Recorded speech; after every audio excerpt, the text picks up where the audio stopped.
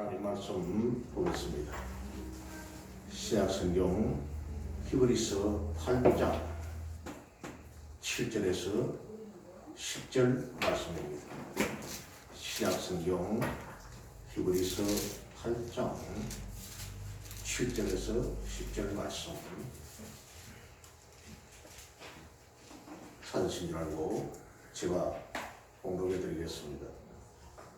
저 첫 언약이 무험하였더라면 둘째 것을 요구할 일이 없었으려니와 그들의 잘못을 지적하여 말씀하시되 주께서 이르시되 볼지어다 날이 이르리니 내가 이스라엘 집과 유다 집과 더불어 새 언약을 맺으리라. 또 주께서 이르시기를 이 언약은 내가 그들의 열조의 손을 잡고 애굽 땅에서 인도하여 내던 날에 그들과 맺은 언약과 같지 아니하도다. 그들은 내 언약 안에 머물러 있지 아니하므로 내가 그들을 돌보지 아니하였노라. 또 주께서 이르시되 그날 후에 내가 이스라엘 집과 맺은 언약은 이것이니 내 법을 그들의 생각에 두고 그들의 마음에 이것을 기록하리라. 나는 그들에게 하나님이 되고 그들은 내게 백성이 되리라. 아멘. 다시 기억하지 않을 그들의 죄, 이런 제목으로 말씀을 나누고자 합니다. 우리가 잘 알듯이 성경을 한마디로 언약의 책이다 이렇게 정의할 수 있습니다. 약속의 책이다.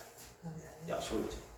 구약, 옛날 할 때, 구정할 때 그 구자입니다. 약속, 약자입니다. 올드 테스타먼트, 옛날의 약속이다.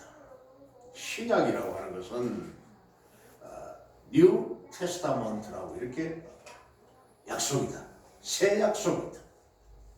이렇게 성경이 이 두 부분으로 나누어져서 하나님께서 택한 백성과 맺으신 구원 언약, 즉 약속으로 성경은 가득 차 있습니다. 그 최초의 언약은 아담과 하와를 유혹한 즉 뱀이죠. 뱀, 사단을 향한 하나님의 저주 가운데서 이 약속이 나타나고 있습니다. 즉 하나님은 창세기 3장 15절에서 아담과 하와를 깨워서 선악을 알게 하는 열매를 먹지 말라고 했으나 먹게 만들어서 죄를 짓게 한 그 뱀에게 내가 너로 여자와 원수가 되게 하고 여자와는 원수가 되게 하겠다. 그러고는 그의 발꿈치를 상하게 할 것이다. 이렇게 말씀을 합니다. 그 여자와의 후손, 또 그 여자의 후손은 내 머리를 상하게 할 것이고 너는 그의 발꿈치를 상하게 할 것이다. 약속을 하셨습니다. 이것은 바로 예수 그리스도의 십자가 사역을 통한 구원 역사를 예언한, 이것을 바로 신학에서는 원시복음이다. 원초적인 원시복음이다. 이렇게 말씀을 합니다.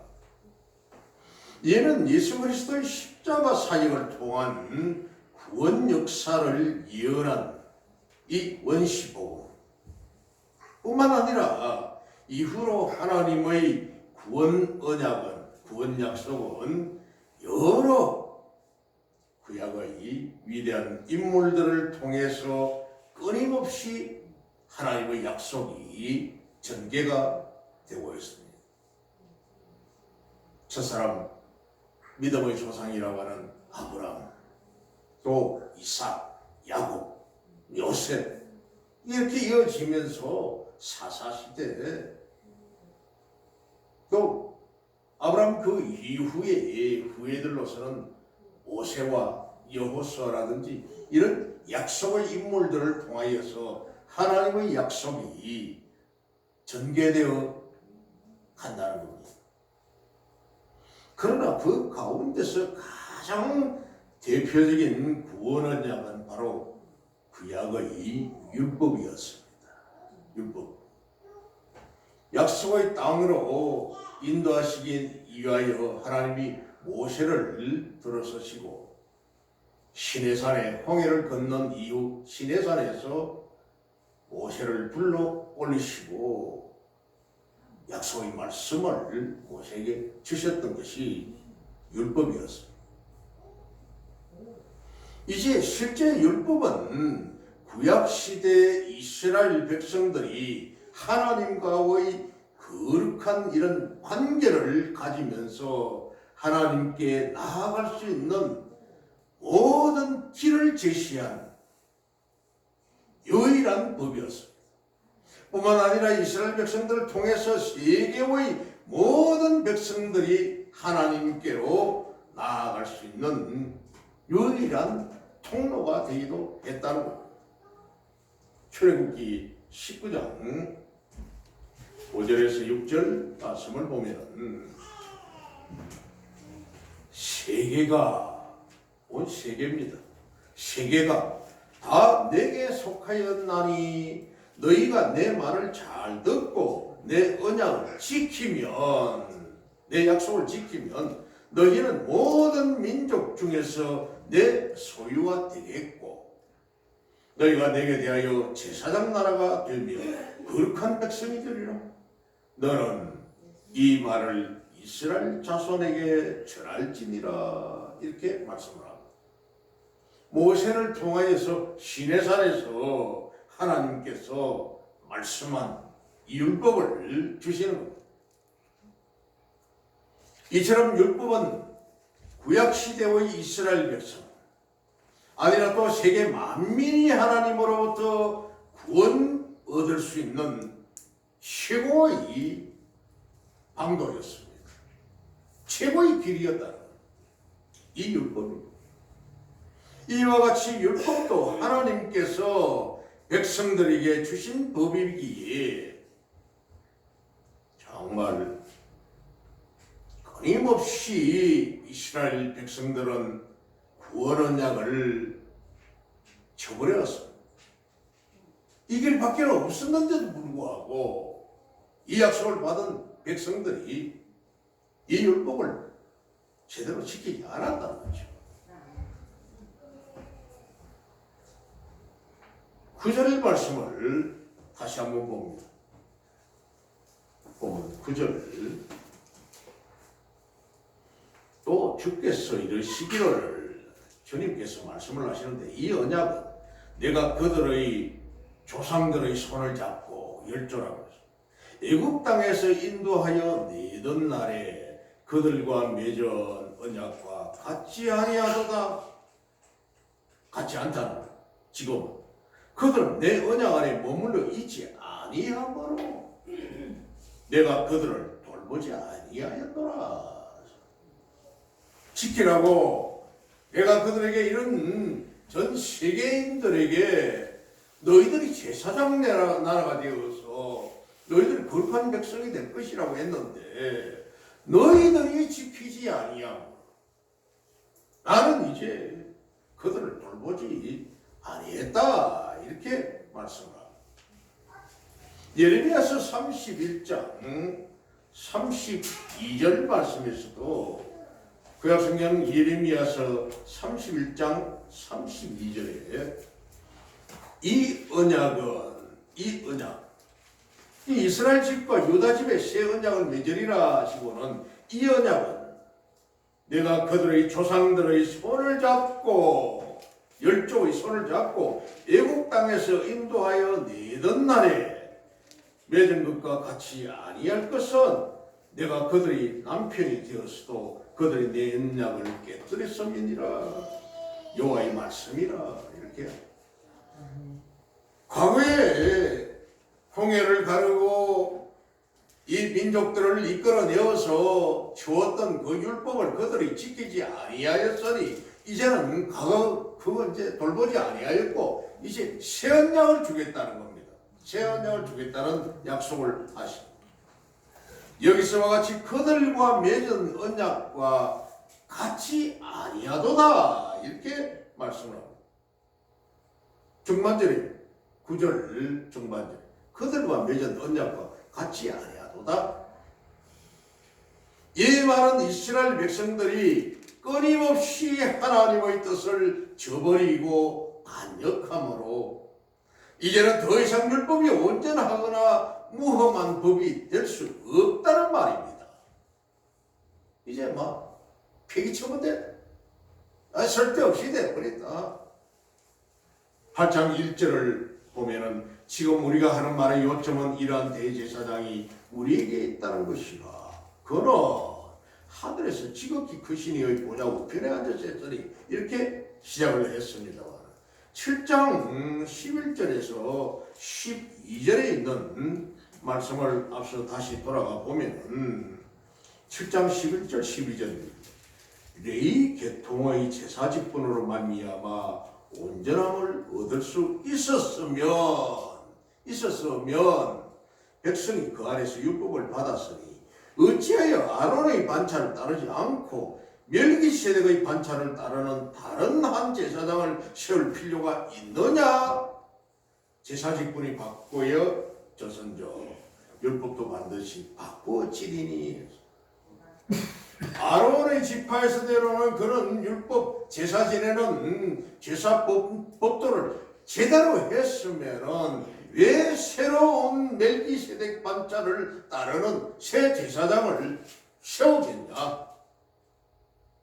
아론과는 관계가 없는, 레위 지파와는 관계가 없는 그런 제사장을 왜 세우겠느냐? 제사 직분이 바뀌었은저 율법도 반드시 바꾸어진다 했습니다. 이러한 사실은 그저 이스라엘 백성들이 한두 번 실수로 하나님께 범죄하여 율법인 첫 언약, 옛 언약이 무익하게 된 것이 아니라, 무익하다 그런 것이 아니라 중요하다고 했죠. 그 시대 이 율법에는 없었으니까요.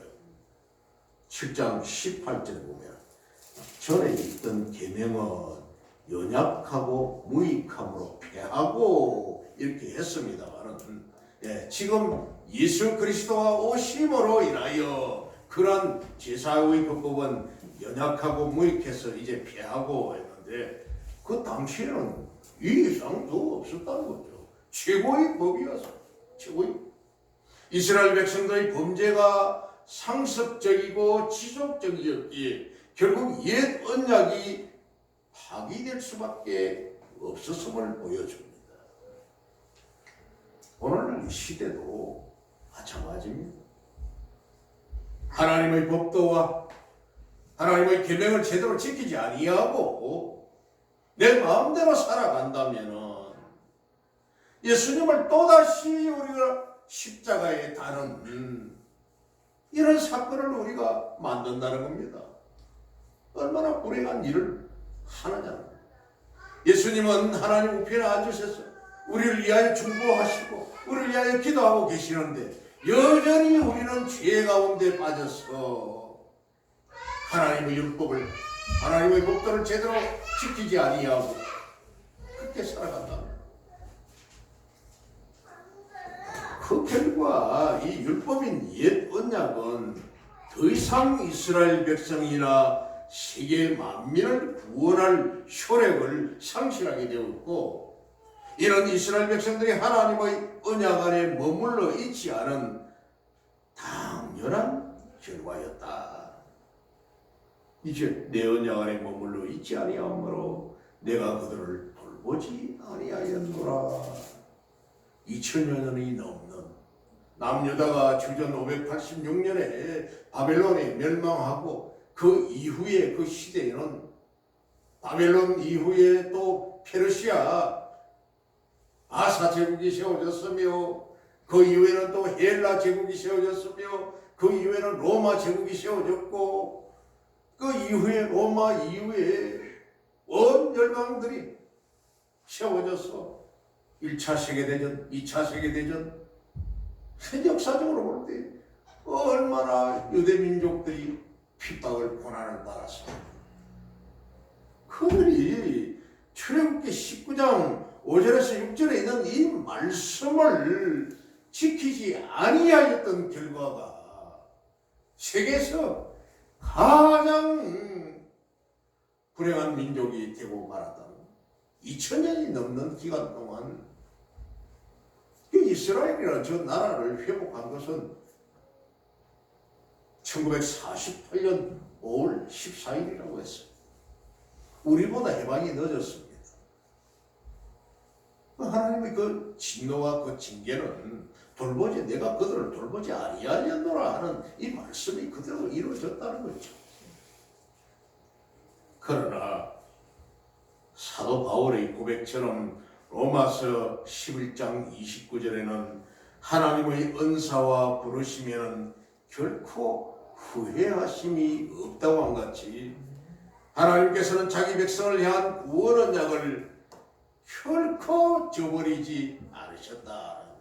아무리 그렇게 미웠지만은 아무리 그렇게 죄악으로 가득 차서 그런 민족이었지만은 그러나 사랑의 하나님께서 이 백성들을 결코 버리지 아니하시고 또 후회하심이 없으셨다. 하나님께서는 자기 백성을 향한 구원 언약을 결코 저버리지 않으셨습니다. 오늘날 이 시대에도 우리에게도 역시 마찬가지입니다. 아멘. 비록 우리가 부족하고 또 말썽을 피우고 또 죄반대에 있을 때가 있고 하나님을 등한시하고 잠시 떠나 있어 내 마음대로 살아가고 이렇게 하지만은 그 하나님의 손길은 하나님의 그 돌보심과 바라보심은 끝까지 참으시고 끝까지 기다리신다. 그 이제 구원의 이 11단계에 와가지고 9단계에 있는 견인이라고 했습니다. 견고할 견자에 참을 인자입니다. 레카차 끌고 가는 그 견인이 아니라 끌고 가는 게 아니라 끝까지 참으신다는 거예요. 끝까지 견고하게 하나님이 참으신다 하는 것이 견인입니다. 구원의 그 수정 단계에서 그 견인하신다. 그리하여서 우리를 끝까지 돌아오기를 기다렸었다가 영화의 몸으로 아버지 나라에 들어갈 수 있게 하셨다. 이것이 바로 새 언약이었다. 그렇게 해서 주어진 것. 이미 이스라엘 백성들은 하나님의 옛 언약인 당시로서는 정말 유일한 언약이었지만은 이 하나님의 옛 언약을 저버림으로 나라를 잃고 이국 땅에 포로로 끌려가는 엄청난 비운을 겪고 말았던 겁니다. 북이스라엘은 주전 722년에 아수르에게 멸망을 해버렸고 남유다는 주전 586년에 바벨론에 멸망을 해버렸다.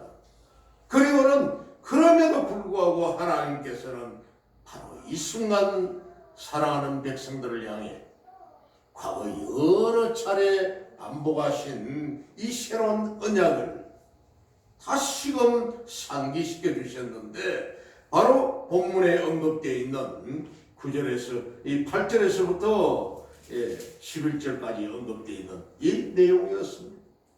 이것이 예레미야서 31장 31절에서 34절의 이 내용입니다.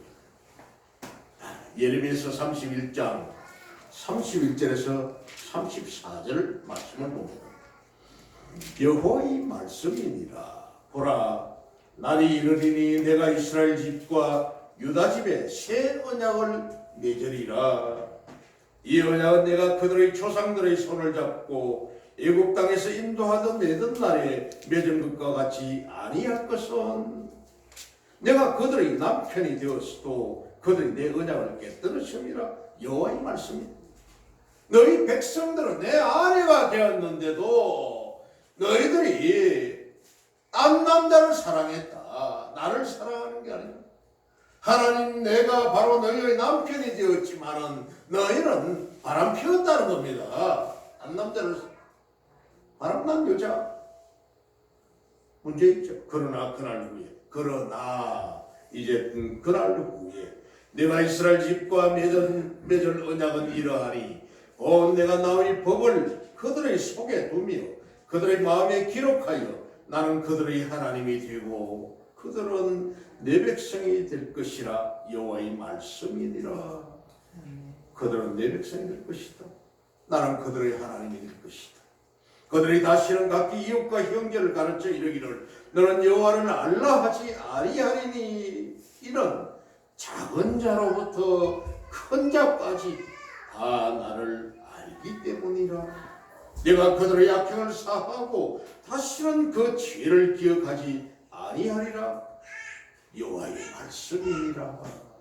너희들이 그렇게 배역하고 나를 떠나 살았지만은 바람 피웠지만은 그러나 내가 너를 다시금 찾을 것이요 부를 것이요 너희 하나님 될 것이고 너는 내 백성이 될 것이다. 구약 사사시대에 백성들이 자기의 소견대로 했다고 했습니다.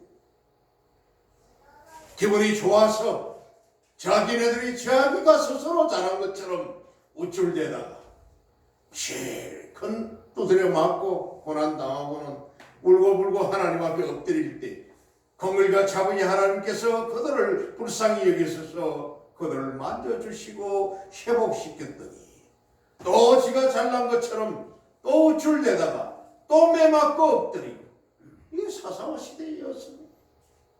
그렇지만 하나님은 이제 내가 새 언약을 너희에게 주어서 너희를 내 백성으로 받아들이겠다. 오늘 본문에서 인용했던 예레미야서 31장 31절에서 34절은 구약 성경 가운데서도 신약의 복음을 대변하는 가장 대표적인 구약의 신약이다 이렇게 부릅니다. 새 언약을 이제 준다. 새 언약. 이 새 언약은 그 신약의 복음과 일치하므로 그렇다면은 새 언약에 나타난 이 구원 은총인 복음의 내용은 무엇인가? 전 시간에는 일반 은총에 대해서 잠깐 언급을 했습니다. 햇빛과 공기와 물, 이 모든 불신자들에게 하나님께서 똑같이 주시는 언약이 일반 은총이라고 했습니다. 그러나 여기서 이제 말하는 이 은총은 특별 은총인 겁니다. 일반 은총과 다른 이 택한 백성들에게 주실 은총에 관한 말씀이라는 겁니다. 아멘. 아멘. 이제 새 언약을 하나님께서는 우리 각 개인의 마음의 빗속에다가 새겼다. 이걸 신비라고 하죠. 마음 심자, 빗속 할 그 빗자 신비에 새겼다. 10절을 봅니다. 또 주께서 이르시되 그날 후에 내가 이스라엘 집과 맺을 언약은 이것이니 내 법을 그들의 생각에 두고 마음이 그들의 마음에 또 이것을 기록하리라. 마음에다가 생각에다가 여기서 그들의 생각에 두었다는 이 말은 새 언약인 복음이 율법처럼 어떤 민족이나 집단을 상대로 준 것이 아니라 모든 사람들에게 똑같이 준 그런 일반 은총이 아니라 각 개인을 상대로 주어진 것임을 보여주고 또 그들의 마음에 이것을 기록하리라는 말은 옛 언약인 율법이 돌비 그렇죠. 구원약의 중심인 이 십계명이 두 개의 돌비에 새겨졌다는 겁니다. 처음에 돌비를 두 장을 가지고 올 때는 하나님께서 마련을 하셨고 하나님께서 직접 써서 십계명을 써서 주셨는데 그것은 이스라엘 백성들이 40일 만에 내려오는 그 모세를 기다리지를 못하고 애굽에서 가지고 나왔던 온갖 금은 폐물 다 모아가지고 이것을 녹여서 작은 금송아지 하나 만들어 놓고 이 금송아지가 우리를 인도하여 내신 여호와라고 하면서 먹고 뛰고 춤추고 광란의 짓을 하다가 사실만에 하나님께서 주신 돌비를 가지고 내려왔던 모세가 이 꼴을 보고는 그냥 돌비를 집어 던져버렸어요. 정말 이 사건 결국 모세도 약속의 땅 가나안에 들어가지 못한 이런 또 사건이 또 돼버립니다. 물론 또 광야의 르비딤에서 그 반석을 명하여 이런데 내가 너희들에게 물을 내야 하면서 반석을 쳤던 이 사건 모세도 그 급한 성격들이 몇 번 나타났습니다. 또다시 하나님이 부르시고 이 백성들이 잘못을 용서를 구할 때에 다시금 또 부르셔서 40일간 지내서 했어요. 이제는 너가 돌비 2장을 만들어서 가져오라. 네가 이제 새기라. 출애굽기 32장 15절에 있는 돌로 만드는 이 돌비, 여기에 새겨졌음에 비해서 옛 언약인 율법은 그 돌비에 새겨졌다는 겁니다.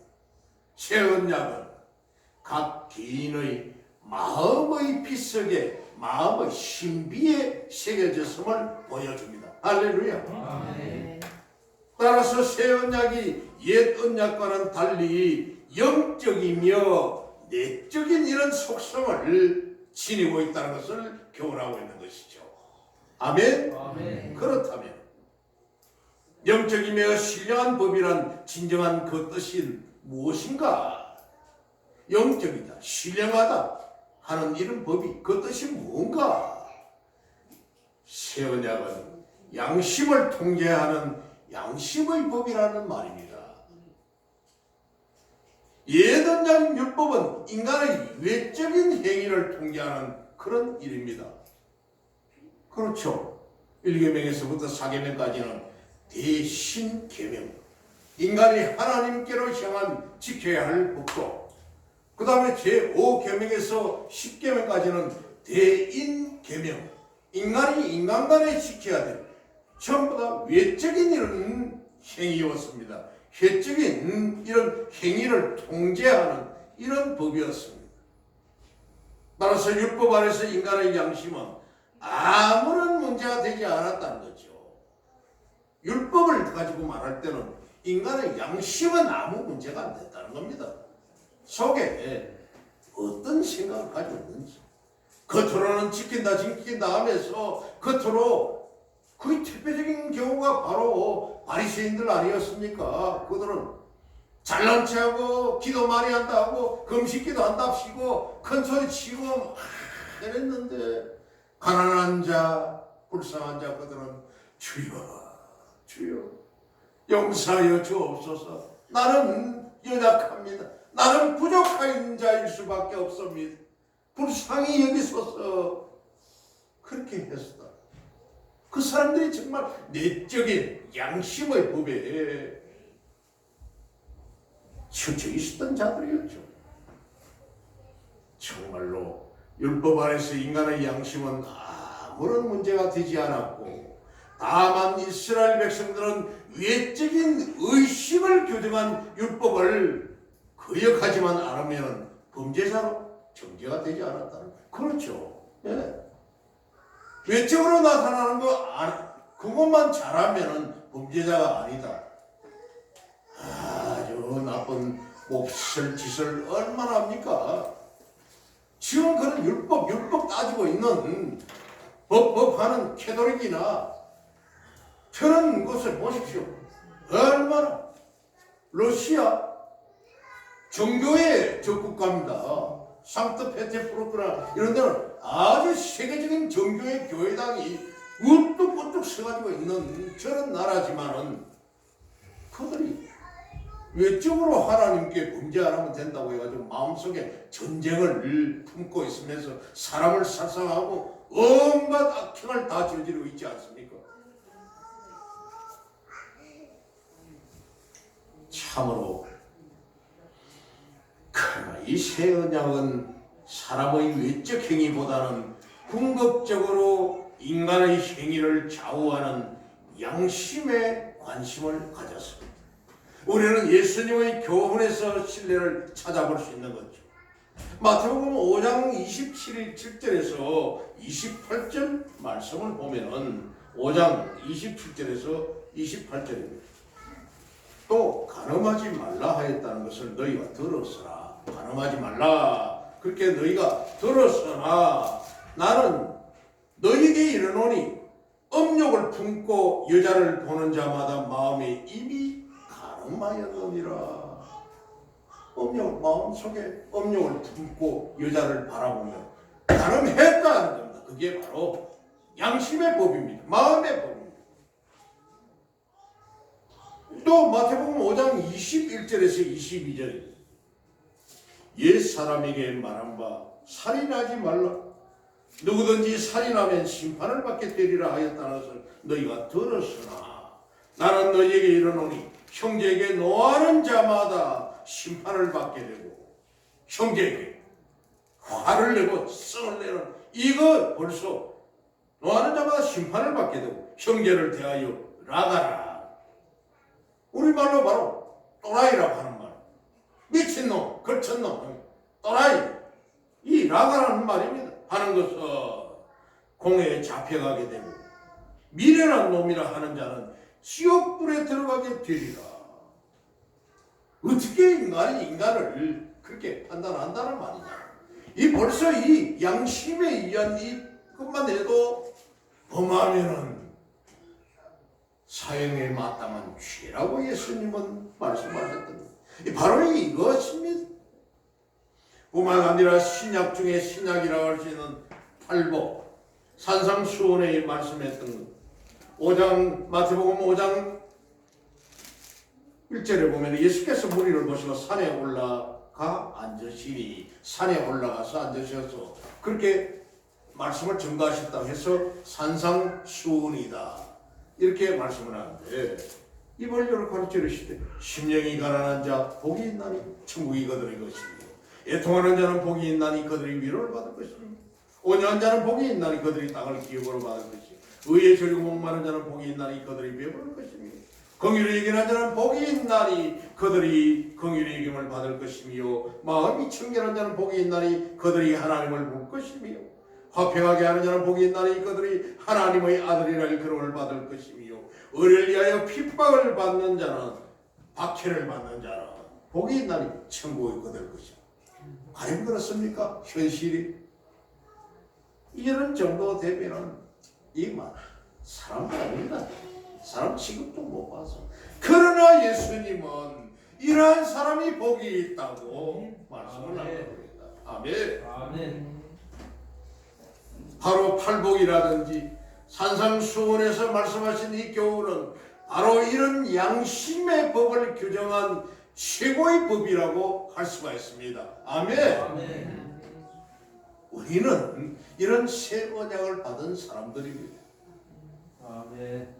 그러기에 새 언약은 신비에 새겨진 영적인 법인 것입니다. 아멘. 아멘. 그리고 또 새 언약은 악에 대항하는 능력을 부여받은 법이라는 겁니다.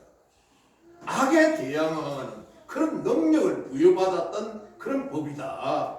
새 언약은 인간의 양심을 통제하는 법이지만 새 언약은 양심을 통제하는 법이기에 범죄를 예방하는 강력한 능력을 갖습니다.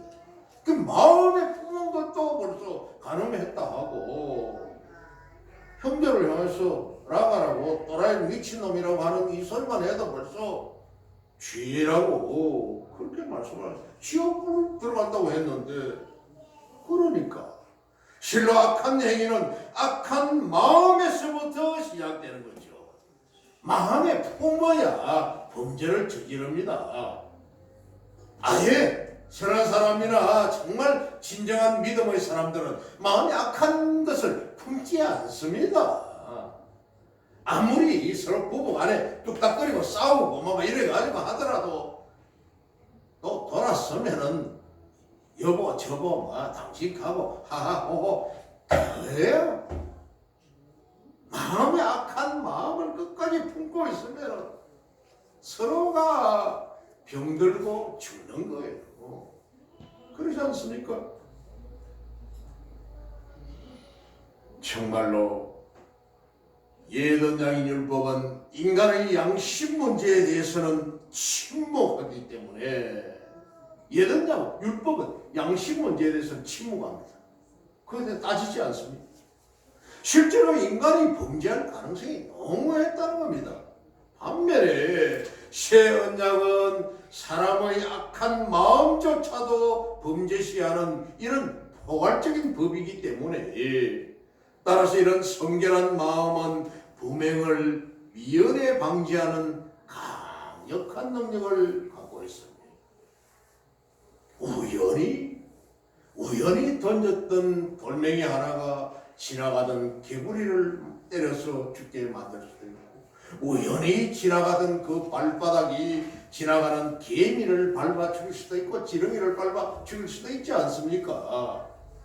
또 우연히 지나가다가 예수님 믿고 구원받으십시오 한마디 들었는데 그 사람이 오늘 진정 자살을 하고 세상을 끝내려고 주머니 안에는 약을 잔뜩 사가지고 있었던 사람이었는데 그 말을 듣고 예수라는 분이 나를 구원하시는 그런 분이 있구나 돌이켜서 다시금 예수를 믿고 회복의 역사가 일어났다는 이런 사례들이 얼마나 많이 있습니까? 우리 주변에는. 그렇습니다. 실제. 그러나 새 언약이 악에 대항하는 강한 능력을 갖게 하는 이 큰 힘을 주는 보다 결정적인 이유는 새 언약이 성령의 인도하에 시행되는 법이기 때문입니다. 할렐루야. 성령님께서 지금 이 세상은 성령께서 지배하고 다스리시는 이런 세상입니다. 아멘. 그렇죠. 그러기에 성령께서는 하나님의 모든 백성들로 하여금 정결하고 선한 마음을 갖고 성결한 삶을 살도록 인도하십니다. 아멘. 그래야 해서 성령께서는 모든 주의 백성들이 죄와 사망의 법에서 벗어나 진리 가운데서 자유로운 삶을 살도록 우리에게 능력을 부여해 주시는 겁니다. 아멘. 영국에 아주 유명한 그런 찬양 노래가 있잖아요. 세상 사람 날 부러워 아니하여도 나도 역시 세상 사람 부럽지 않네. 하나님의 자녀된 것 생각할 때에 할렐루야 찬송이 저절로 나네. 가난한 오두막집의 다리 밑에 그 추운 겨울에 영국 왕 앨리스가 민정 시찰을 나가다가 다리 밑에서 노래 소리가 들려서 가보니 다 무너질 것 같은 오두막집에 노인 부부가 덩실덩실 춤을 추면서 이 찬양을 하고 있다는 겁니다. 그래요. 이런 자유함을 우리는 누릴 수가 있는 것입니다. 아멘. 정말 이에 사도 바울은 로마서 8장 2절에서 3절에 이런 그리스도 예수 안에 있는 생명의 성령의 법이 죄와 사망의 법에서 너를 해방하였음이라 이렇게 말씀했습니다. 그러므로 이 언약은 인간의 신비에 새겨진 내적인 법입니다. 할렐루야.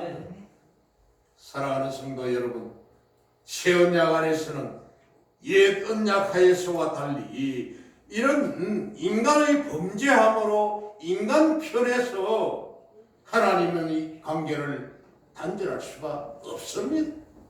왜냐하면 새 언약에서는 성령의 강권적이며 내적인 역사로 말미암아 한번 하나님의 언약 안에 들어온 자는 어떤 식으로든 죄인을 징계함으로 해결케 하는 이런 방법을 사용했으라도 하나님의 거룩한 목적인 구원에 도달할 수밖에 없기 때문에 하나님이 매를 때려서라도 구원의 그 안으로 들어오게 하신다는 거죠. 아멘. 로마서 8장 1절을 보겠습니다. 로마서 8장 1절. 그러므로 이제 그리스도 예수 안에 있는